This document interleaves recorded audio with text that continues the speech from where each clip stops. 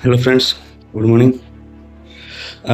एबे जो चली जंतर मंतर ସେଥିରେ ପିଲାମାନେ ଯାହା କରୁଛନ୍ତି ମାନେ ଏବେ ଚାଲିଛି ଯେଉଁ ଯନ୍ତ୍ର ମନ୍ତ୍ରରେ ପିଲା ଯେଉଁମାନେ ପ୍ରୋଟେଷ୍ଟ କରୁଛନ୍ତି ତାଙ୍କର ହକ୍ ପାଇଁ ସେ ଲଢ଼ୁଛନ୍ତି, କିଛି ଭୁଲ କରୁନାହାନ୍ତି। କିନ୍ତୁ ସରକାରଙ୍କୁ ନିଜକୁ ଏଠିକି ଆସିକି ହିଁ କଥା ହେବାର ଅଛି, କ'ଣ ଇସ୍ୟୁ ଅଛି କ'ଣ ନାହିଁ। ଇସ୍ୟୁ ତ ସମସ୍ତେ ଜାଣିଛ, କ'ଣ ନିଟ୍ ପେପର୍ ପାଇଁ ପିଲାମାନେ ପ୍ରୋଟେଷ୍ଟ କରୁଛନ୍ତି।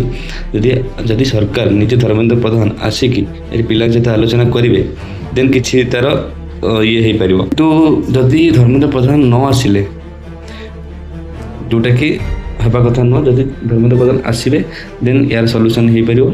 ଆଉ ପୁଲିସ ମାନେ, ଦିଲ୍ଲୀ ପୁଲିସ ଯେଉଁ ପ୍ରକାର ବ୍ୟବହାର କରୁଛି ପିଲାମାନଙ୍କୁ, ସେମିତି ବ୍ୟବହାର କରିବା କଥା ନୁହଁ। ଲାଠିଚାର୍ଜ କାହା ଉପରେ କରାଯାଏ? ଏକ ଦେଶ ବିରୋଧ ଆନ୍ଦୋଳନ କରୁଛନ୍ତି ନା କ'ଣ? ନିଜ ହକ୍ ପାଇଁ ଲଢ଼ୁଛନ୍ତି। ଦେଶ ବିରୋଧର ଆନ୍ଦୋଳନ କଲା ପରେ ଯଦି ତୁମେ ଲାଠିଚାର୍ଜ କରିବ ତ ପିଲାମାନେ କ'ଣ ସମସ୍ତେ ଲାଷ୍ଟକୁ ଯନ୍ତ୍ର ମନ୍ତ୍ରଟି ଯିବେ ଆଉ ସମସ୍ତେ ସମର୍ଥନ ମଧ୍ୟ କରିବେ।